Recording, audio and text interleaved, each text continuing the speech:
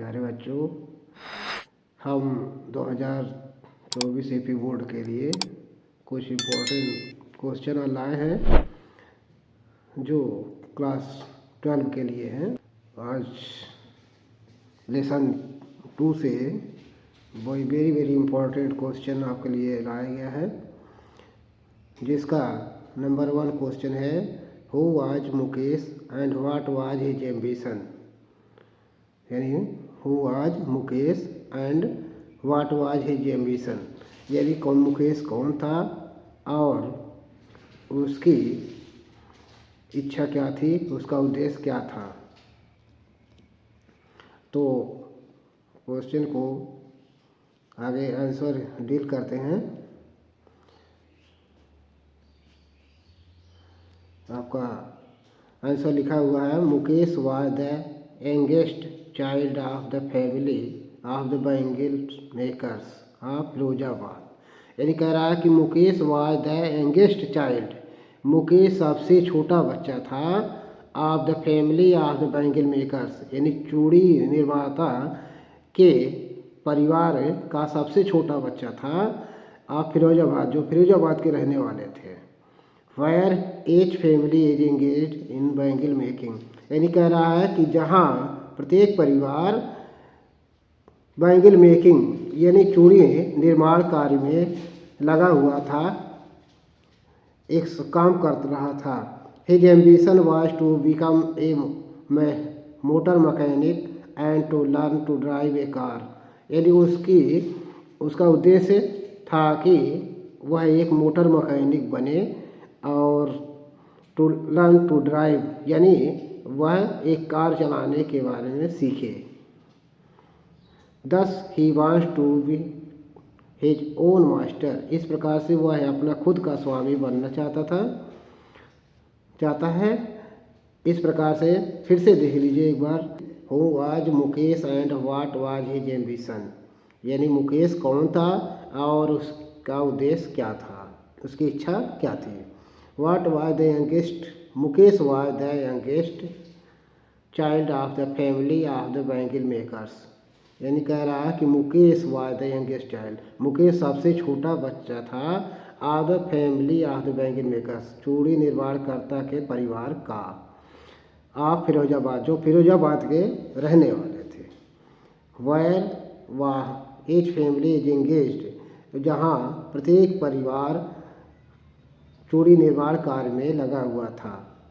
His ambition was to become a motor mechanic, उसकी इच्छा थी कि वह एक मोटर मैकेनिक बने, and to learn to drive a car, और एक कार चलाने के लिए सीखे।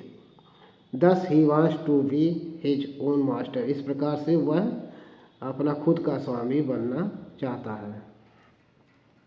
ये होगा क्वेश्चन नंबर 1 और उसका आंसर। क्वेश्चन नंबर 2 जो बहुत ही इम्पोर्टेंट है, very important for exam 2024 class 12, why does the author say garbage to them is gold, यानी कह रहा है कि why does the author say garbage to them is gold, यानी ऑथर मतलब लेखक गार्बेज को क्यों कहता है उनके लिए इज गोल्ड, यानी सोना है, यानी धन है। इस प्रकार इसका आंसर देखिए, कह रहा है कि गार्बेज यानी garbage is the only means of survival for them, यानी garbage is the only means of survival for them, यानी गार्बेज यानी कूड़ा मात्र उन सब के लिए जीविका का साधन है।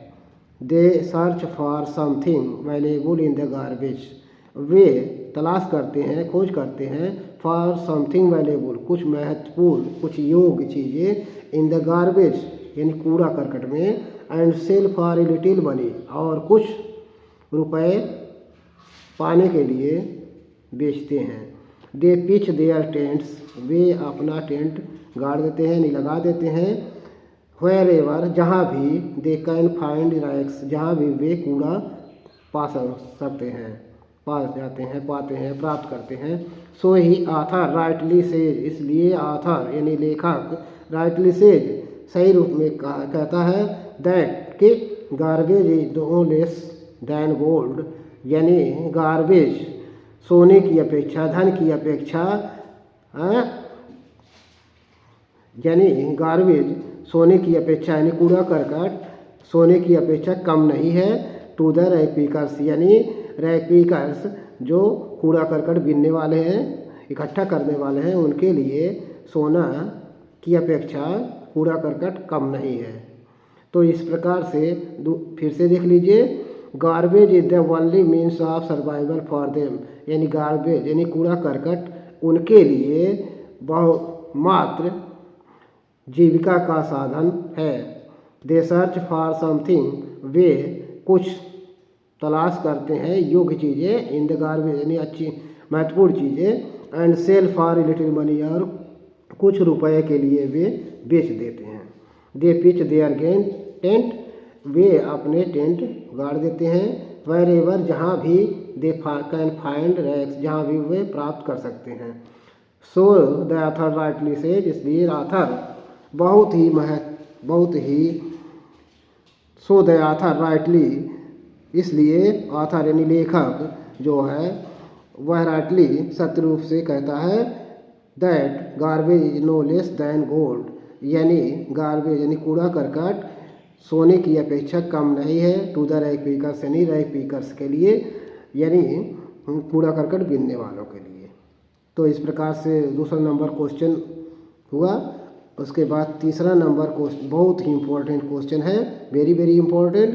तो question number 3, what is Sahib looking for in the garbage and where is he and where has he come from, यानी कह रहा है what is Sahib looking for in the garbage, यानी साहिब दूसरा कैरेक्टर है जो कह रहा है कि गार्बेज में क्या ढूंढ रहा है, क्या सर्च कर रहा है, क्या देख रहा है, एंड वेयर इज ही, और वह कहाँ है इस समय, and where has he come from, और कहाँ से आया है। तो इसका आंसर देखिए, कह रहा है कि आंसर साहिब इज रैक पीकर, साहिब क्या है, एक रैक पीकर है, यानी कूड़ा करकट बीनने वाला है। He is looking for gold in the garbage dump, वह गार्बेज डंप में कूड़ा करकट के ढेर में वह सोना को ढूंढ रहा है, यानी देख रहा है। Presently he is in Delhi, presently he is in Delhi, यानी वर्तमान में वह दिल्ली में है। He has come from Bangladesh, वह बांग्लादेश से आया है। फिर से देख लीजिए, कह रहा है साहेब इज ए रैक पीकर, साहेब एक रैक पीकर है, कूड़ा करकट बीनने वाला है। He is looking for gold in the garbage dump, वह गार्बेज यानी कूड़ा करकट के ढेर में वह सोना की तलाश कर रहा है। Presently he is in Delhi, वर्तमान में वह दिल्ली में है। He has come from Bangladesh, वह बांग्लादेश से आया है। चौथा नंबर क्वेश्चन है और लास्ट इस लेसन का, यानी दूसरे लेसन का अंतिम इम्पोर्टेंट क्वेश्चन है। Question number 4, is Saheb happy working at the tea stall, explain, यानी कह रहा है, पूछ रहा है कि इज साहेब हैप्पी वर्किंग, क्या साहेब खुश है कहाँ, working at the tea stall, यानी चाय की दुकान पर काम करते हुए, क्या साहेब चाय की दुकान पर काम करते हुए खुश था, खुश है। Explain, Saheb does not seem to be happy working at the tea stall, Saheb चाय की दुकान पर, छोटी सी चाय की दुकान पर काम करते हुए खुश प्रतीत नहीं होता है, दिखाई नहीं देता है। Now he feels bound and burdened, यानी अब वह अपने आप को बहुत ही बंधा हुआ महसूस करता है, बहुत ही बंधुआ मजदूर प्राप्त करता है। Sahib no longer his own master, इसलिए इस प्रकार से वह ज़्यादा से ज़्यादा बहुत ज़्यादा समय तक वह अपना खुद का स्वामी नहीं हो सकता है।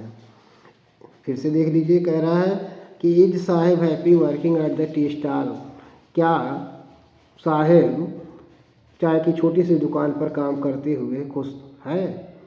तो ऐसा देखिए, seem to be happy working at the tea stall, यानी साहेब छोटी सी दुकान पर काम करते हुए खुश नहीं दिखाई देता है, नहीं प्रतीत होता है। Now he feels bound and burden, वह अपने आप को बंधा हुआ यानी बोझिल महसूस करता है। Saheb no longer his own master, इस प्रकार से साहेब अपने खुद का स्वामी नहीं रह सकता है। तो इस प्रकार से आपका 4 क्वेश्चन आइडियल हुआ और इसको तैयार करके आप 2024 बोर्ड एग्ज़ाम में अच्छे नंबर प्राप्त कर सकते हैं। Thank you for watching English easy English with Motilal sir. Thank you. Good morning, goodbye प्यारे बच्चों। Thank you.